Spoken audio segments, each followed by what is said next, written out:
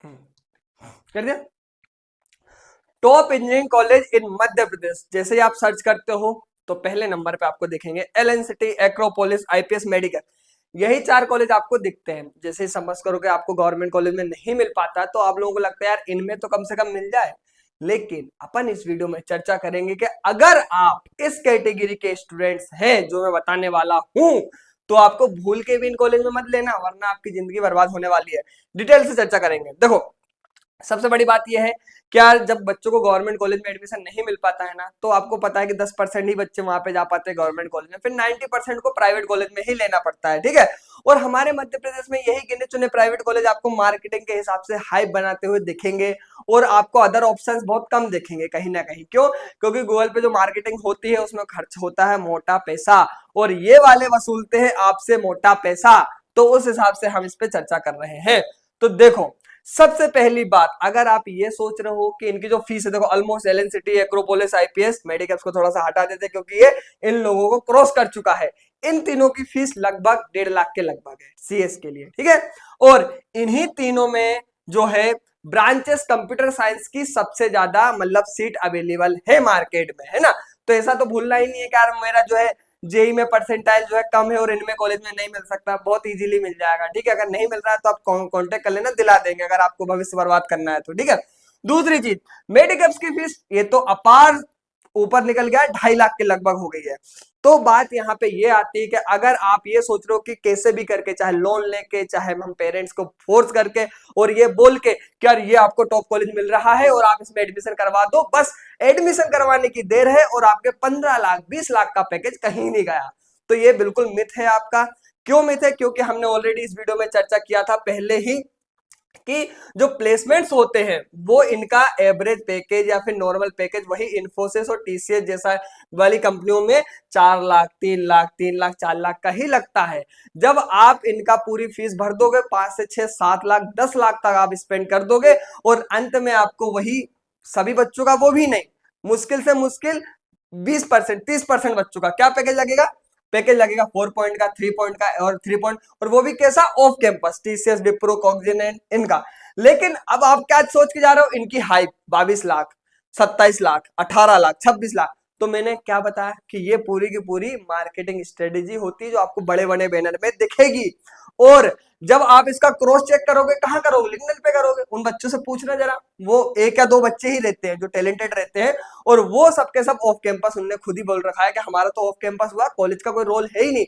और वाकई में नहीं रहता है, हमें खुद भी दिख सकता है, क्रॉस चेक कर सकते हैं। बट प्रॉब्लम ये आती है कि 12th का बच्चा इतना लॉजिकली सोच ही नहीं पाएगा ना, उसको एक्सपीरियंस नहीं है, इस वजह से हम आपको बता रहे हैं। दूसरी चीज कि चलो भैया मान के चलो कि आपका प्लेसमेंट, आपने बोला प्लेसमेंट नहीं लगने वाला, पैसे नहीं बर्बाद करने, देन फिर उसके बाद में वहां पे हमें कुछ सीखने को मिल जाएगा।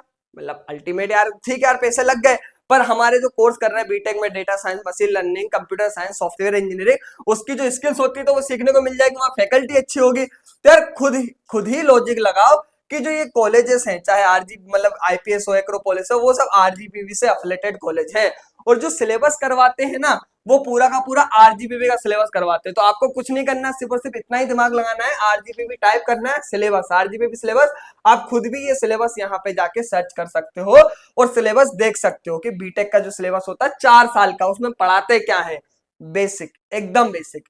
जैसे मान के चलो आपने ये सर्च किया, मैं आपको यहाँ पे दिखा देता हूँ, बीटेक इन कंप्यूटर साइंस का। ठीक है। ये BTech in computer science information technology का आपको दिखा देता हूँ, यहाँ पे सिलेबस दिखा देता हूँ। तो ये सिलेबस आपका अपने ब्रांच वाइज डाउनलोड कर सकते हो। तो ये क्या करना है, इतना सा सोचना है कि जो फैकल्टी 30,000, 40,000, 50,000 में इनको 7 साल से 10 साल से इन कॉलेज में काम कर रही है, जिनका खुद का करियर इंडस्ट्री के लिए नहीं बना है, वो आप लोगों को इंडस्ट्री के लिए रेडी करवाएगी।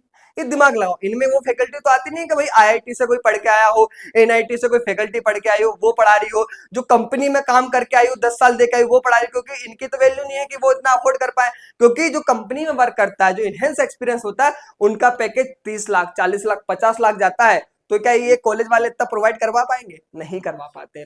वो जो फैकल्टी होती है ना, वो होती है जिनका खुद का इंडस्ट्री में कुछ नहीं हुआ तो जाके टीचिंग करने लग जाओ। टीचिंग करना ही क्या है यार, सिलेबस सिंपल सा आरजीबी का फॉलो करवाना है। और सिलेबस आरजीबी का क्या रहता है, जिससे मान के लो ये सब्जेक्ट है, ये डेटा स्ट्रक्चर, उसके बाद में ऑब्जेक्ट ओरिएंटेड जावा प्रोग्रामिंग, इनके भर भर के आपको लेक्चर मिल जाएंगे यूट्यूब पे, और बहुत इजी तरीके से। जो थर्ड सेमेस्टर के बच्चे होते हैं, जो एक्सपर्ट लोग होते हैं, वो भी आपके बहुत सारे वीडियो मिल जाएंगे वहीं का आपको जेबना। और इसका सिलेबस बहुत simple, data structure, what is a data structure, type of data structure, ऐसे क्वेश्चन आते हैं आरजीबीवी में। तो इनको पढ़ाना कौन सी बड़ी बात है, कहने का मतलब। तो यार जब इनको इतना ही पढ़ना है तो आपको 1.5 लाख 2 लाख 3 लाख देने की जरूरत है ही नहीं। तो आपको दो चीज समझ में, अगर आपके दिमाग में ये चल रहा है कि हमारा प्लेसमेंट जो है आरओआई के हिसाब से हो जाएगा, तो बिल्कुल आपका ये मिथ है। दूसरी चीज, अगर आपको ये चल रहा है कुछ सीखने को मिल जाएगा, तो भी मिथ है। क्यों? क्योंकि आपको सिर्फ और सिर्फ आरजीबी का सिलेबस फॉलो कराएंगे, अलग से कुछ नहीं मिलने वाला। तीसरी चीज, अगर आप ये सोच रहे हो कि यार इनमें मेरे पास कोई अदर ऑप्शन नहीं है इनके अलावा, जैसे सपोज करो भैया चलो ठीक है आपकी बात वो भी मान ली, लेकिन मेरे पास ऑप्शन क्या, तो ये भी आपकी गलतफहमी है अगर आप ये सोच के ले रहे हो। क्योंकि फिर बाद में पछताओगे, फिर आप बाद में सोचोगे यार मेरे पास तो दूसरे ऑप्शन थे पर मुझे पता नहीं था। तो पता के लिए मैं ऑलरेडी बता चुका हूं कि आपके पास में, आपके प्रोफाइल एनालिसिस करोगे, आपके पास में बहुत सारे ऑप्शंस मिल जाएंगे। अच्छा, वो ऑप्शंस कैसे रहते हैं, बस फर्क इतना है कि वो मार्केटिंग तरीके से आपके पास ये ऑप्शन दिख रहे हैं। लेकिन अब जब आप कैटेगरी में जाओगे कि ये भी प्राइवेट, ये भी प्राइवेट, ये भी प्राइवेट और ये भी प्राइवेट, उसके बाद क्या, सब आरजीपीवी से सिलेबस सबको पूरा करना है, तो ऐसे ही प्राइवेट आपको अथाह कॉलेज मिल जाएंगे, ढेर कॉलेज मिल जाएंगे आप सर्च करोगे जब, ठीक है। अच्छा, दूसरी चीज ये है कि उनकी क्या वैल्यू सेम रहती है, हाँ भैया बिल्कुल सेम रहती है, कोई फर्क नहीं रहता। बस फर्क रहता है इंफ्रास्ट्रक्चर का, फर्क रहता है लोकेशन का, फर्क रहता है अपनी मार्केटिंग हाइप का। अच्छा, दूसरी बात, तो भैया ऐसा भी तो है कि यार इन लोगों ने अपना नाम बना रखा है, तो ये भी आपका मिथ है। कैसे मिथ है? आपका जब ये जो भ्रम है वो तब टूटेगा जब फाइनल ईयर आप जब कंप्लीट कर चुके होगे, और जब आप पुणे, बेंगलोर, हैदराबाद, क्योंकि हमारे यहाँ ये जो प्रोफाइल ही नहीं है, तो वहां जाओगे और उनसे बोलोगे कि मेरा एक्रोपोलिस से है, मेरा आईपीएस से है, मेरा मेडिकैप से है, कोई नहीं पहचानेगा। क्यों नहीं पहचानेगा? क्योंकि नोएडा, दिल्ली, हैदराबाद, पुणे में ऐसे प्राइवेट कॉलेज भर भर के, इवन यार इनकी तो कोई वैल्यू ही नहीं है मार्केट में देखा जाए तो। क्यों? क्योंकि ऐसे तो हजारों कॉलेज मिल जाएंगे, कोई नहीं जानने वाला इन कॉलेजों। तो ये भी आपका मिथ है अगर आप ये सोच रहे हो कि इसके लिए जा रहे हो। तो यार भैया आप मुझे ये बता दो फिर जाना क्यों है इनके लिए। तो देखो, ऑप्शन क्या रहता है कि बच्चों को अवेयरनेस नहीं रहती है, इस वजह से बच्चे यहाँ पे एडमिशन लेते हैं। लेकिन फिर भी वो बच्चे यहाँ पे एडमिशन ले सकते हैं जिनको अपने क्लियर है माइंडसेट कि यार मुझे मुझे पैसे से दिक्कत नहीं है, मेरी फाइनेंशियल प्रॉब्लम ठीक है, मतलब फाइनेंशियल की कोई प्रॉब्लम है ही नहीं, पेरेंट्स इनफ है, मुझे फीस भर देंगे। दूसरी चीज कि आगे चल के मुझे कोई भी कोर्स में एंटर नहीं होना, मतलब मुझे कोई जॉब नहीं करनी है, मुझे आगे चल के कोई इतना बड़ा सा मतलब ऐसा नहीं करना, मुझे आगे चल के एमटेक करना है आईआईटी एनआईटी से, मुझे फॉरेन जाना है, या फिर मेरा हो सकता है फैमिली बिजनेस है उस हिसाब से मेरे को देखना है, तो बिल्कुल आप इसमें ज्वाइन कर सकते हो। लेकिन आपको अगर आप फाइनेंशियल प्रॉब्लम चल रही हो फिर यहाँ पे आपके अलग गलत एक्सपेक्टेशन लेके आ रहे हो तो दिक्कत है ना यहाँ पे। और दूसरी बात, अगर कोई स्टूडेंट ये सोच रहा है कि मुझे यहाँ पे फ्लेक्सिबल एनवायरनमेंट मिल जाएगा, मतलब अगर मैं एक्रोपोलिस ले लूंगा और जो है अपने हिसाब से चीजें करूंगा, पढ़ाई करूंगा, ज्यादा रेगुलर नहीं जाऊंगा, तो नहीं, ऐसा नहीं है भाई। स्ट्रिक्टनेस बहुत है इस कॉलेज में, ठीक है, तो भी आपका ये नहीं लेना है। स्ट्रिक्टनेस कैसे? आपको 75% अटेंडेंस एनी हाउ कंप्लीट करनी पड़ेगी। अगर आप अटेंडेंस नहीं दे रहे हो यहाँ पे तो फिर फाइन लगेगा, पेनल्टी लगेगी, तो फिर एक और फाइनेंशियल प्रॉब्लम आ गई यहाँ पे, ठीक है। तो ये सारी सारी चीजें हैं कुल मिला के, तो ये और भी चीजें हैं इसके अंदर। और अब अदर ऑप्शंस क्या हो सकते हैं उसके लिए मैं आपको बताता हूं। तो सबसे पहला काम आपको ये करो कि आपकी रिक्वायरमेंट क्या है उसको समझो, आप अपने 4 साल बाद किस प्रोफाइल में देखते हो अपने आप को उसको समझो, मतलब आपके प्रोफाइल एनालिसिस करो। फिर आपके परसेंटेज क्या है उसको देखो, उस बेसिस पे आपको कौन से कॉलेज मिल रहे हैं। फाइनेंशियल प्रॉब्लम जो है आपकी, उस बेसिस पे आपको आरओआई वाले कॉलेज कौन से मिल रहे हैं, उस हिसाब के बाद मेरा आपको एमपीडी काउंसलिंग में कौन से कॉलेज मिल सकते हैं, जैसे आपको क्या गवर्नमेंट कॉलेज मिल सकता है क्या, या दूसरी ब्रांच में गवर्नमेंट कॉलेज मिल सकता है क्या। तो ऐसी आपको प्रोफाइल एनालिसिस करनी पड़ेगी, जो कि हम एडू सहयोगी पे आपको 1 to 1 करवाते हैं, जिसके अंदर हमारी प्रायोरिटी ये रहती है कि गवर्नमेंट कॉलेज में एडमिशन पहले मिले आपको, क्योंकि वहां तो बहुत सारी प्रॉब्लम सोल्व हो जाती है, ठीक है। अगर आपको गवर्नमेंट कॉलेज में नहीं मिल रहा था, देन अपने आरओआई के हिसाब से टॉप प्राइवेट कॉलेज में, मार्केटिंग के हिसाब से नहीं, एटलीस्ट सर आपको जो पैसे दे रहे हो जॉब तो मिले, स्किल तो सिखाए, उस वाले कॉलेज में आपको एडमिशन करवाते हैं, ठीक है।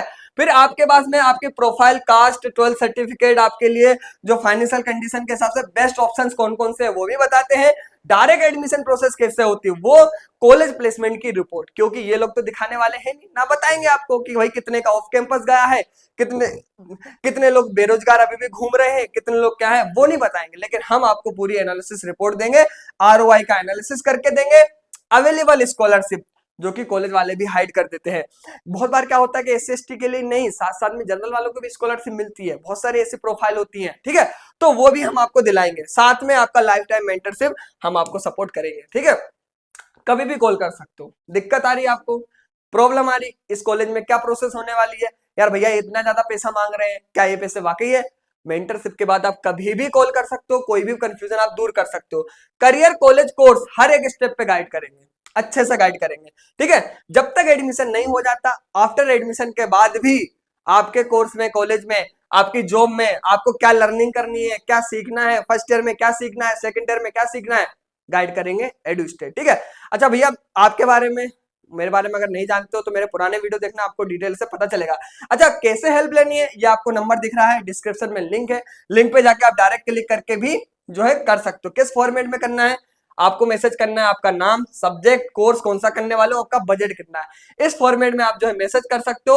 और MPTT काउंसलिंग का जो चार्जेस होते हैं उसको इंक्लूड करके, जो एडू स्टेट के चार्जेस होते हैं उसको इंक्लूड करके आपको पे करना है। देन आपके पास में जो मैंने बताया कि आपके लिए बेस्ट कॉलेज, बेस्ट ऑप्शन, मतलब 10 लाख रुपए आपको पैसे में बर्बाद, मतलब पानी में बर्बाद नहीं करने, बहाने नहीं है, तो आप ये ऑप्शन देख सकते हो, ठीक है।